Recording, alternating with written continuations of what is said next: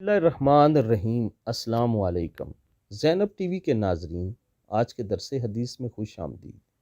ناظرین اکرام، آج کے درس حدیث میں ہم آپ کو بتائیں گے باپ کا رتبہ۔ باپ کا احترام کرو تاکہ تمہاری اولاد تمہارا احترام کرے۔ باپ کی عزت کرو تاکہ اس سے فیض یاب ہو سکو۔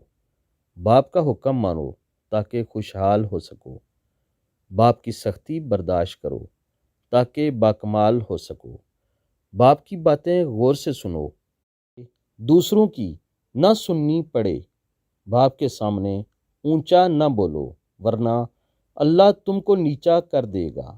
باپ کے سامنے نظر جھکا کر رکھو تاکہ اللہ تم کو دنیا میں بلند کر دے۔ باپ ایک کتاب ہے جس پر تجربات تحریر ہوتے ہیں۔ باپ کے آنسو تمہارے دکھ سے نہ گریں ورنہ اللہ تم کو جنت سے گرا دے گا۔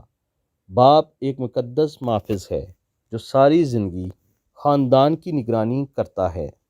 اکرام، آپ سب دوستوں نے اس خوبصورت ویڈیو کو اپنے دوستوں کے ساتھ شیئر ضرور کرنا ہے اور کامنٹس باکس میں اپنی رائے کا اظہار ضرور کرنا ہے۔